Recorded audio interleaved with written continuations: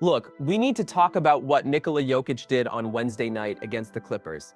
Because if all you saw was the box score, you missed something absolutely historic. 55 points on 91% true shooting. Let that sink in for a second. This wasn't just an MVP-level performance from Jokic. This was ultra-efficient, full control of the game, barely breaks a sweat, Jokic. And what he's doing to start this season has pushed him into a completely new tier of dominance that I'm not sure the league has an answer for. So here's what makes this performance even more impressive. The Clippers actually had a game plan. Ty Lue came out before the game and said it flat out. Our game plan was to make him score. Just take away his passing, take everybody else out of the game. And you know what? On paper, that actually makes sense. Throughout Jokic's career, the Nuggets are 186 and 63 when he dishes out 10 or more assists. Compare that to just 22 and 15 when he scores 40 or more points. So the Clippers looked at those numbers and thought they had it figured out. Take away his passing, let him try to score, and hope that's enough to beat them. And in one sense, their plan worked. No other Nugget scored more than 18 points. Jamal Murray, Aaron Gordon, and the rest of the team combined to shoot 26 for 61 from the field and just 8 for 28 from 3. Jokic finished with only 6 assists, which is a season low for a guy who's leading the entire league in assists per game. So yeah, they took away his passing. But here's the thing about Jokic. When you solve one problem, you've just chosen a different way to lose. Because daring Jokic to score is like asking water not to be wet. It's just not going to work. This game came on the second night of a back-to-back for Denver. The night before in Sacramento, Jokic had dropped 35 points, 15 rebounds, and 7 assists on 16 for 19 shooting, with only 3 turnovers. So he comes into Los Angeles, and he actually starts a little slow by his standards. He misses 3 of his first 4 shots. A lefty layup in traffic, a short push shot after grabbing an offensive board, and a wide-open catch-and-shoot 3. But then he stopped missing. Jokic detonated for 25 points in the first quarter alone. 25 points. He added 5 rebounds and just 1 assist because the rest of Denver's starters looked heavy-legged on a back-to-back. So Jokic simply put the team on his back, outscored the Clippers starting 5 by himself, and did it with elite efficiency. The Clippers fouled him, trapped him, bodied him. Nothing slowed him down. They dared him to score, and he answered by dragging Denver through the fatigue and ripping the win away from LA in a 130-116 victory. Let me break down exactly what Jokic did in this game. 33 minutes, 23 shots, 55 points on 18 for 23 shooting with 12 rebounds, 6 assists, 1 steal, 1 block, and only 2 turnovers. With the amount of touches he had, all the decision-making he was responsible for, and the entire defense keyed in on him, he turned the ball over just twice and barely missed anything. Here's what his shot chart looked like. 8 for 10 at the rim, 5 for 7 from mid-range, 5 for 6 from three-point range, 14 for 16 from the free throw line. He cooked Ivica Zubac and whoever else the Clippers threw at him in every possible way. Sprinting off pin downs, popping to the arc after ball screens, facing up in the mid-range, bullying smaller defenders in the post, and slicing up double teams with calm, surgical reads. This wasn't just dominance. This was Jokic reaching a level even the league's most efficient scorers haven't touched. His 91% true shooting percentage in this game is the 4th highest by any player scoring at least 55 points in NBA history. Only 3 other players have ever scored 55 or more on at least 90% true shooting, and Jokic just joined that club. According to advanced metrics, this performance against the Clippers wasn't just the best game of the season. It was the most productive game of Jokic's entire career, regular season or playoffs. Let that sink in. Think of all the huge performances he's given us in his storied career. 3 MVPs, 7 straight All-NBA selections, a championship, a Finals MVP, and somehow we might be watching the greatest version of Nikola Jokic ever. Jokic had 33 points at halftime, chopping a double-digit Clippers lead down to 5. Then he opened the second half by hitting his first 7 shots. It was a 19-point Avalanche that completely flipped the game. After scoring 52 points on just 22 shots in 31 minutes through 3 quarters, Denver was up 106-90 heading into the 4th. David Adelman checked Jokic back in midway through the 4th with Denver up 19. a move he defended as simply closing out a game against a team that can heat up from deep at any moment. 6 minutes later, the 130-116 win was sealed with one putback and a free throw.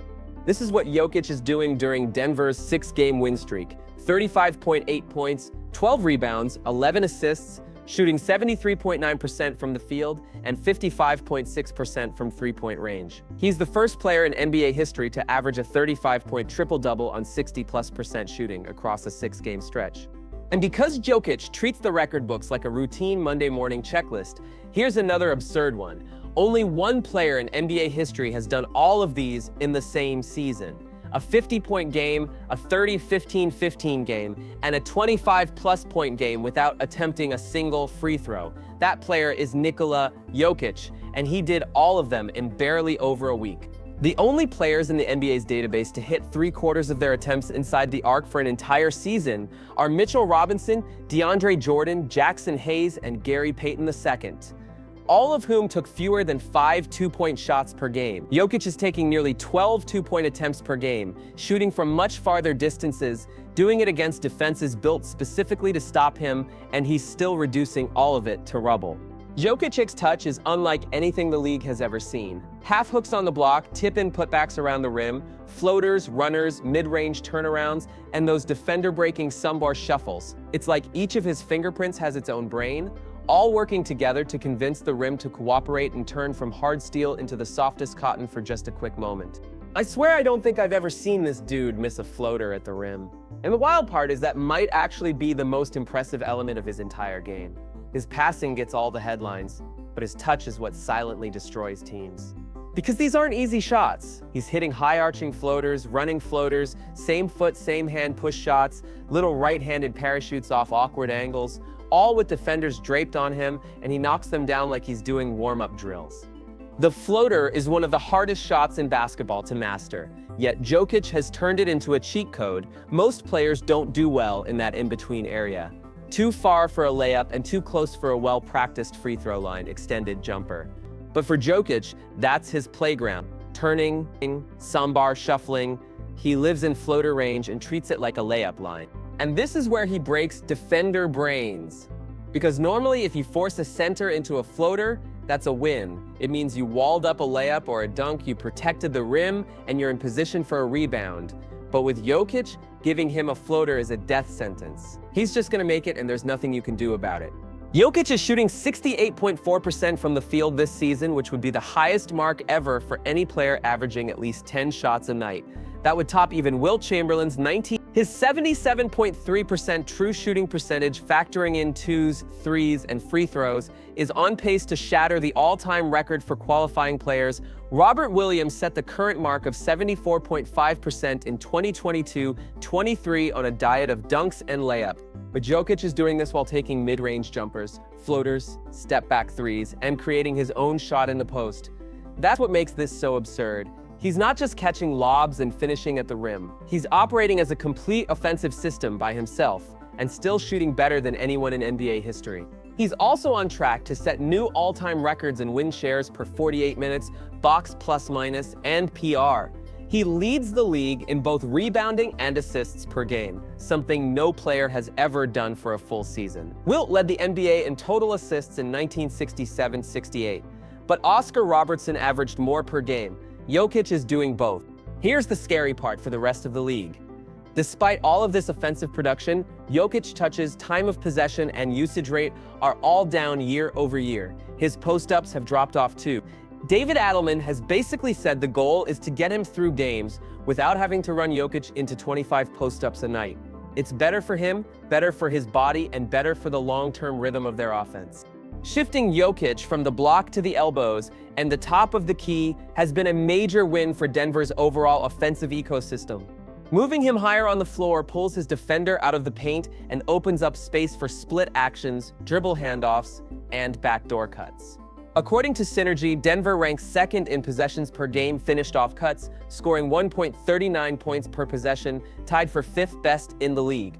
With Jokic orchestrating the screen and cut movement heavy attack, and with Denver's guards and wings happily feasting on the opportunities created by the attention he draws, the scoring efficiency is off the charts. The Nuggets rank #1 in the NBA in offensive rating at 131.3 points per 100 non-garbage time possessions, with Jokic on the floor. That's a level of offensive production far beyond what even the best all-time offenses have posted. And it somehow feels like they still have another gear to reach. Christian Braun and Cam Johnson are both shooting just 21% from three. Those numbers should rise as they continue getting the same high-quality looks. And those looks will keep coming because Jokic will keep creating them. Send extra help and he'll spoon-feed his teammates for easy buckets. Play him straight up and he'll torture you until you start sending help, and then he'll start spoon-feeding them again. It's a vicious cycle with no real answers. Including the playoffs, this was Jokic's 5th career 50-point game. But unbelievably, it was the first one that actually came in a Nuggets win. The Nuggets had been 0-4 in his previous 50-point outings. Last season, he dropped a career-high 61 points with 11 rebounds and 10 assists against the Timberwolves, the most points ever in a triple-double. But Denver still lost 140-139 in overtime. Jokic definitely remembered that one. So this time, he finally got to celebrate the performance. "I think I scored a couple times more than 50, and we lost every time," Jokic said after the game. "I think this is the first time I scored 50 that we won, so it's a good feeling." The win pushed Denver to 11-2, their 6th straight victory. The Clippers fell to 3-8.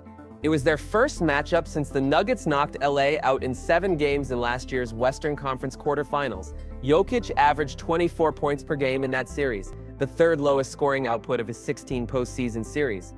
Ivica Zubac is usually one of the better bigs at making him work. Not this time, though. Denver actually blew a 10-point lead in the first half and even trailed by 10 right before halftime. The Clippers led 68-63 at the break, despite Jokic's 33 first-half points.